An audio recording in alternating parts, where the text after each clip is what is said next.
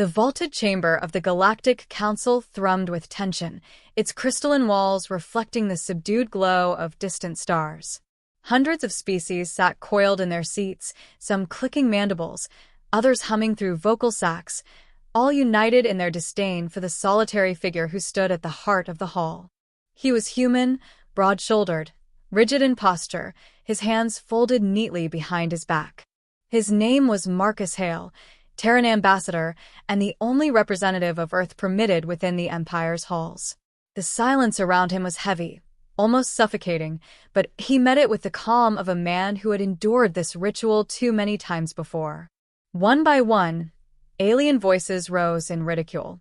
They spoke of Earth as a backwater, a fragile world clinging to its independence, a primitive people arrogant enough to reject the shelter of the Empire. To most in the chamber, Terra was a curiosity, insignificant, stubborn, and laughably alone. Yet their mockery faltered against Hale's steady presence. He did not flinch when the Sarnak delegate called humanity tribal savages. He did not stir when the scaled pre-Lori senator sneered, "Your kind hides behind bluffs." When at last they demanded he speak, Hale's voice carried like a blade through fog, deep, deliberate, with an undertone of finality that silenced even the most venomous tongue. "Terran borders are closed," he said. "By our right of sovereignty, no ship, no fleet, no envoy of the Empire may cross them. Enter at your peril, for Terra has no patience left for warnings unheeded." His words did not echo in the chamber.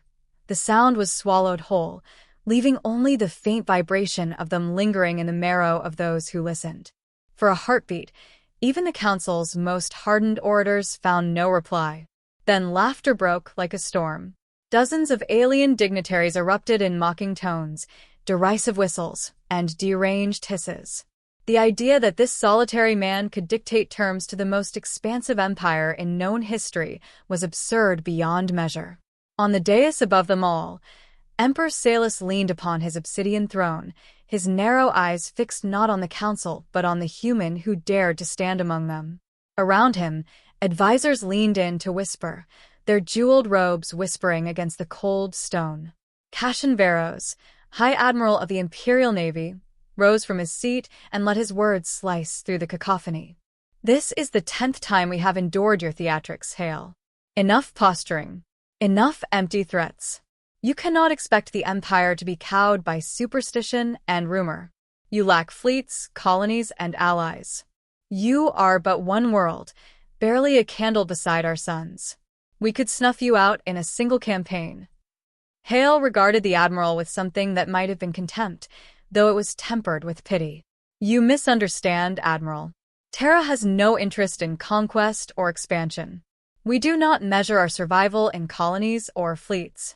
We endure by principle and by resolve. Those who test it do not return." The room bristled. The murmur of half-truths and rumors surfaced once more, passed like contraband between uncertain delegates. Entire pirate armadas that had disappeared when they strayed too close to Earth's reach. Smugglers who whispered of black ships emerging from the void without warning, annihilating trespassers without a trace of visible fire. Evidence was scarce, but the whispers carried weight. The Empire dismissed them as myth, yet none dared investigate too deeply. Admiral Veros's lip curled in disdain, though a flicker of unease darted behind his eyes. "We will see how long your people endure once the Emperor grants me leave to remind Terra of its place."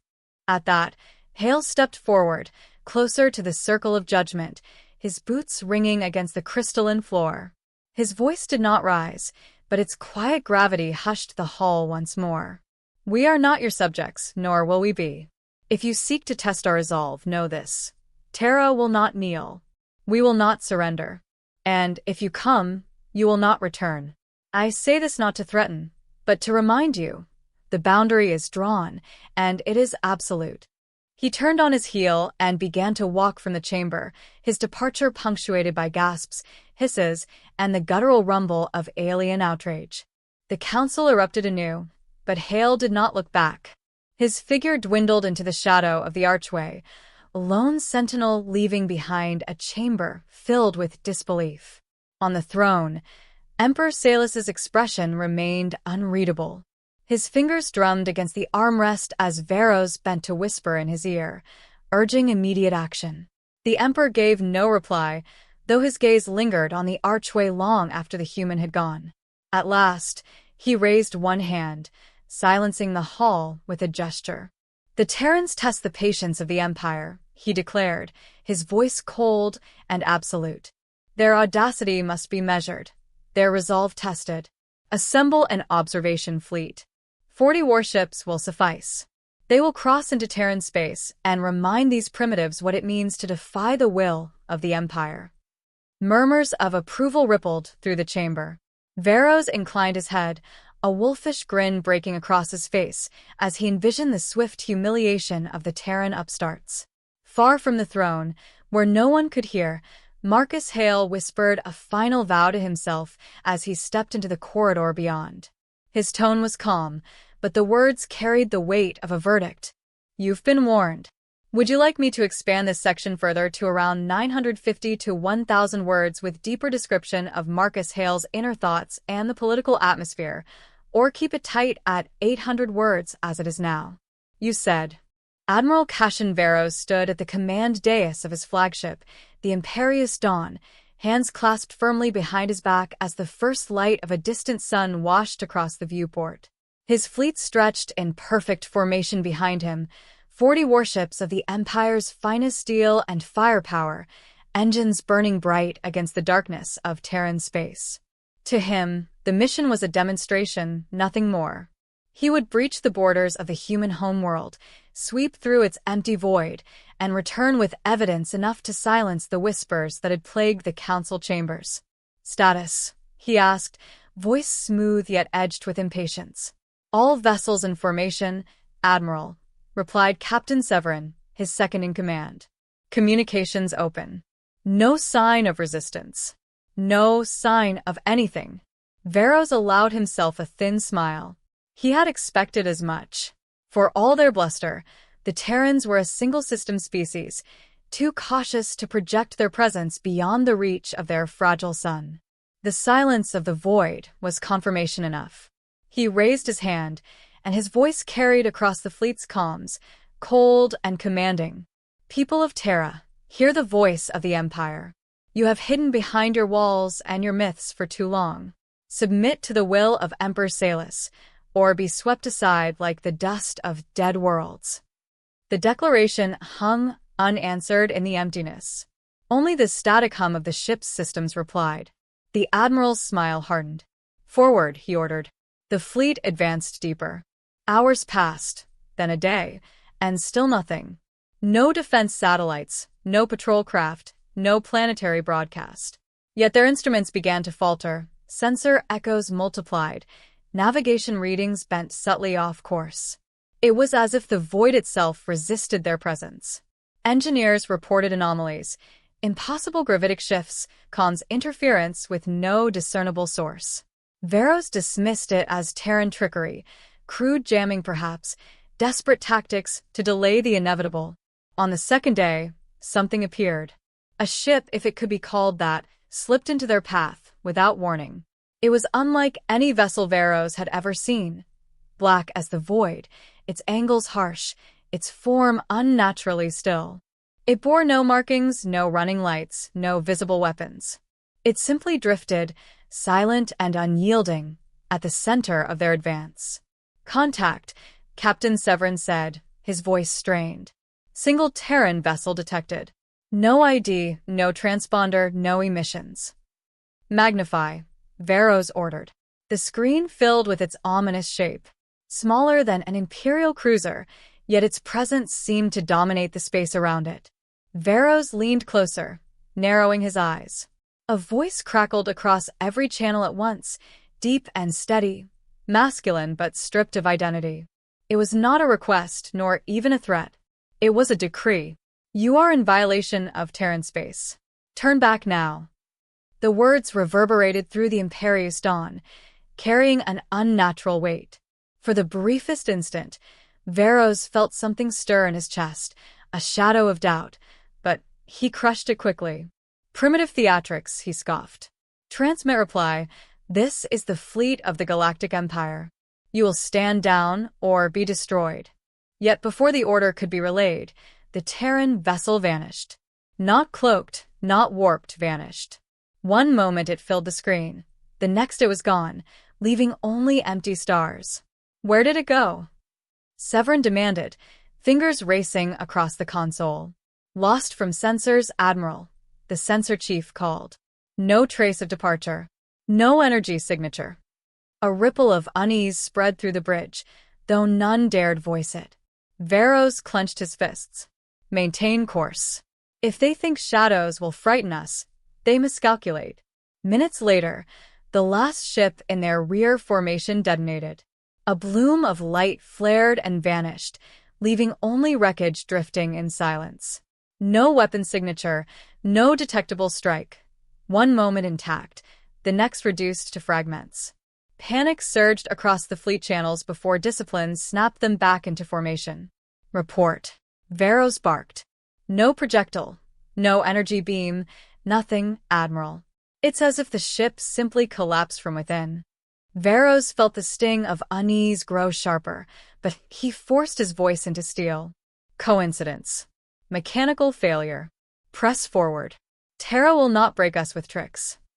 The fleet obeyed, but the silence grew heavier with every passing hour. Then came the blackout. One by one, the stars around them winked out. At first, the crew believed it was sensor malfunction, but soon even the naked eye confirmed it. The galaxy itself seemed to fold inward, starlight erased until nothing remained but the empty void and the dim glow of their own engines. Severin's voice wavered. Admiral, this is no natural phenomenon. We've entered some kind of containment field. Communications beyond the fleet are gone. Navigation is unreliable. We're cut off. On the bridge, men exchanged fearful glances, their confidence unraveling.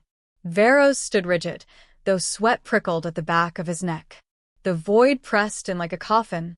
Then the voice returned, resonating through the darkness, as though it came from the void itself. You were warned. The fleet halted, trembling beneath the weight of the unseen. Veros felt the enormity of what he faced but forced himself forward, his voice breaking with a mix of pride and desperation. Hold formation. Prepare weapons. If they wish to test the Empire, then let them come. The silence that followed was suffocating. Then, in the dark, new lights emerged, not the distant stars, but sharp, angular silhouettes, dozens at first, then hundreds, surrounding them in perfect stillness. Sleek, black vessels materialized one after another, as though the void itself had given birth to them. No comms, no signals, no insignia.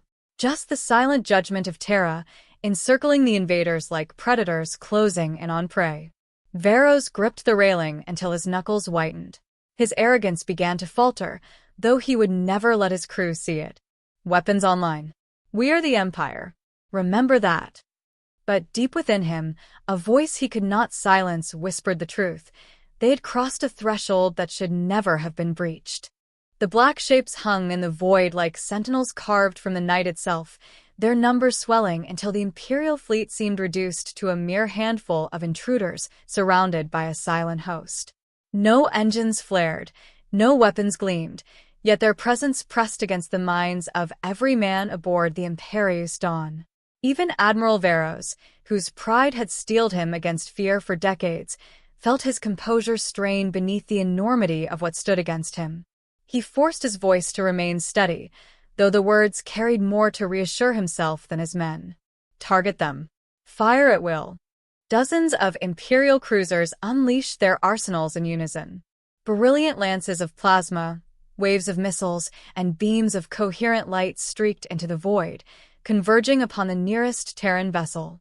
For a heartbeat, Veros allowed himself the comfort of seeing the black silhouette engulfed in devastation. Yet as the light faded, the Terran ship remained untouched, immovable, as though reality itself had refused the Empire's command. Direct hits across multiple quadrants, the weapons officer whispered, disbelief creeping into his tone. No effect. No readings of shields, no energy dispersal, nothing.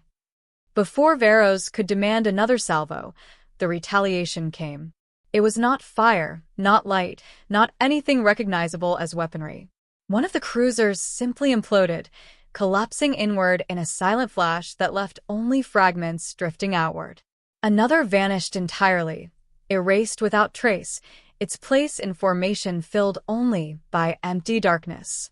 Panic rippled through the comms despite officers' attempts at discipline. "Maintain order," Varos roared. His voice rang hollow even to his own ears. "Form defensive lines. We will not break." The void paid him no heed. More ships perished, each death inexplicable, each strike a reminder that the Empire's might meant nothing here. The men on the bridge exchanged fearful glances, some whispering prayers to nameless gods, others staring in frozen disbelief at the encroaching wall of Terran vessels. Then the voice returned, resonating across every channel, deep and unyielding. "Last warning ignored. Enforcement begins." The words carried no malice, no triumph. They were spoken with the finality of a verdict already passed. Varos's teeth clenched as another cluster of ships vanished, their signatures snuffed out like dying embers. He slammed his fist against the railing. "Cowards! Show yourselves. Fight us as soldiers, not phantoms." His demand was met not with an answer, but with the sudden appearance of a figure upon his own bridge. No breach alarms sounded, no teleport signatures triggered. One moment the command dais stood empty, the next a man was there. He wore no armor, no insignia, only a dark uniform whose simplicity radiated quiet authority. His hair was cut close, his expression stern, his eyes cold as the void. "Admiral Cassian Varos," the man said evenly, his voice unmistakably human. "I am Captain Elias Ward, commander of the Terran fleet. Your empire was warned. You chose arrogance. Now you will carry the lesson back to those who sent you."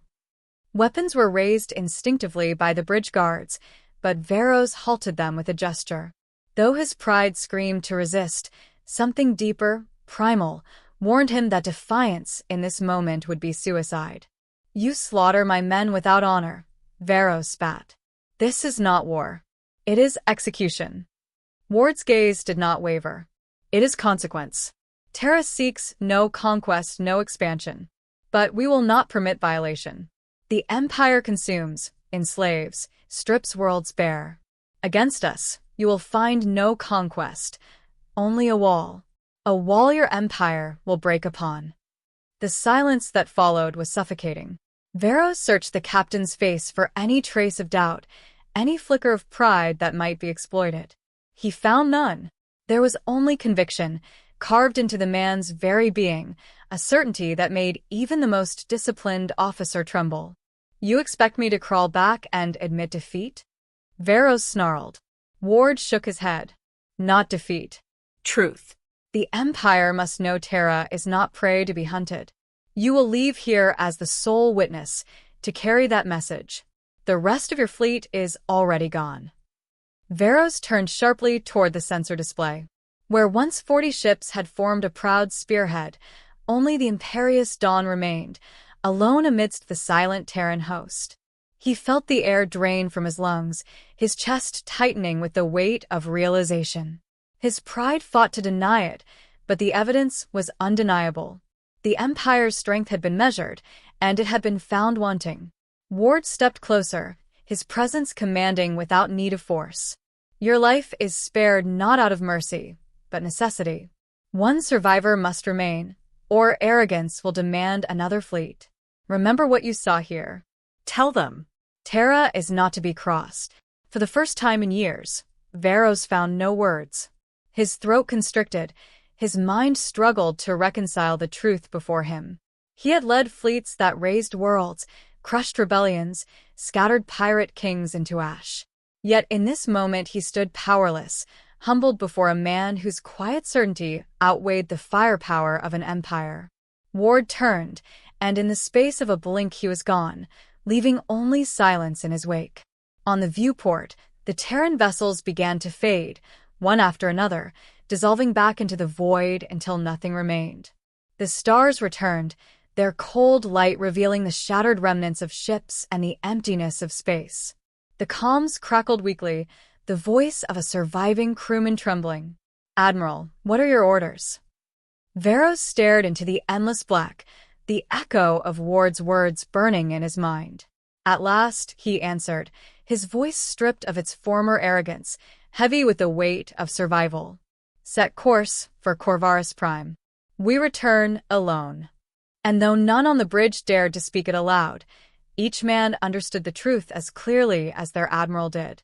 The Empire had not merely been defied, it had been judged. The Imperious Dawn limped through the void, scarred and silent, its once proud banners dimmed to a shadow of defeat.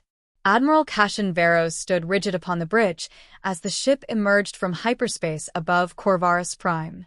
Only fragments of his fleet returned with him, strewn as wreckage across Terran space, and even those fragments were not his to command.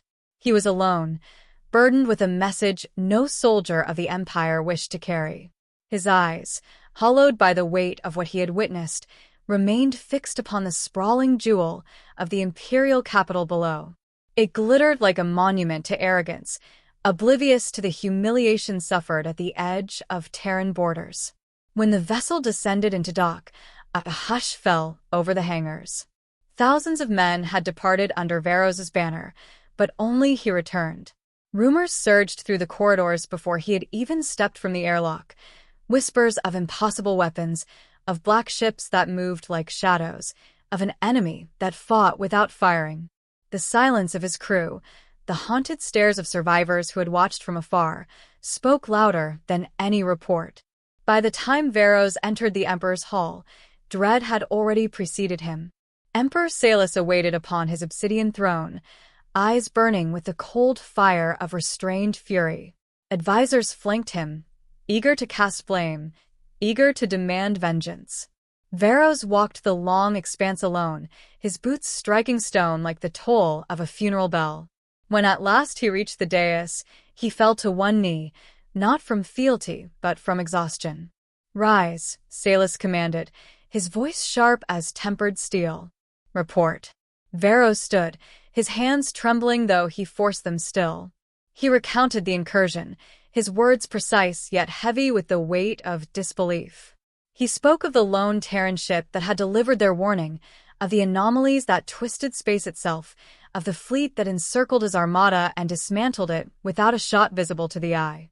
Each word tasted of humiliation, yet he uttered them with the resolve of a man who knew that denial would be worse than disgrace. The chamber erupted with outrage. Governors demanded retaliation. Generals insisted upon a greater fleet. Senators whispered of extermination. Yet beneath their thunder, an unease festered. For all their bluster, none could ignore that 40 warships had entered Terran territory and only one had returned. Lies, one advisor spat. Trickery. Illusions meant to frighten cowards. Then send another fleet, Veros retorted, his voice cracking like a whip. Send 100, send 1,000. You will lose them all. They do not fight as we do. They do not fight at all. They simply end us. The silence that followed was heavier than the roar that preceded it. Even the Emperor did not immediately respond. His eyes narrowed, his fingers drumming against the throne as he weighed the words of his admiral. At last he spoke, his voice calm but edged with unease. "You say they could have killed you, yet they did not." "They spared me," Veros admitted, his throat dry. "Not from mercy, but from intent. They wanted me to return, to speak. Their commander said the Empire must learn that Terra is not prey, that it is a wall we will break upon." A murmur spread across the chamber, fearful and subdued. For once, no one dared call the Terrans weak. Before the Emperor could respond, the lights across the hall flickered. A ripple of static surged through the comm systems, drowning the room in white noise.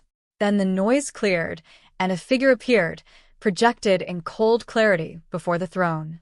Marcus Hale stood as he had in the council chambers, posture unshaken, eyes calm, his presence carrying the weight of inevitability.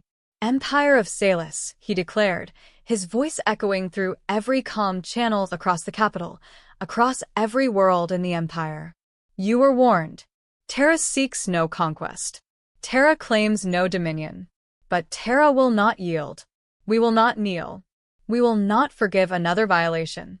The words were delivered without passion, without threat.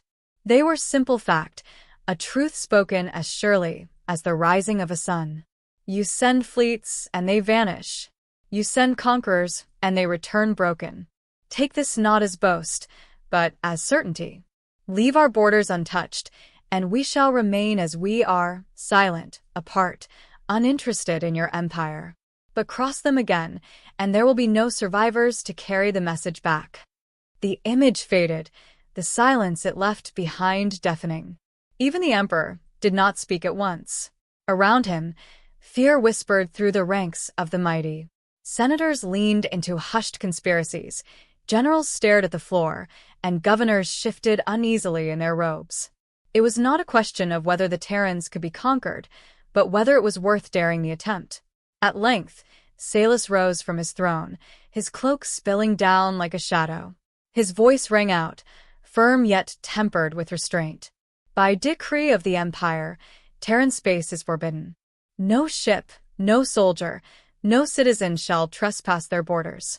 To do so is to act against the Emperor's will.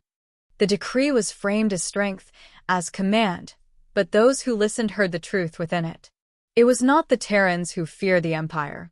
It was the Empire that had learned to fear the Terrans. Varos lowered his head, relief and shame warring within him. He had carried their warning back, but in doing so, he had become the instrument of his own humiliation. Still, a part of him could not deny the strange glimmer of respect he felt for Captain Ward and the silent fleet that had spared him. They had not humiliated him for sport, nor destroyed him out of cruelty. They had simply drawn the line and held it, unbreakable and absolute. Later, when the hall had emptied and only silence remained, the Emperor beckoned Varos close. His words were low, meant for no ears but his admiral's.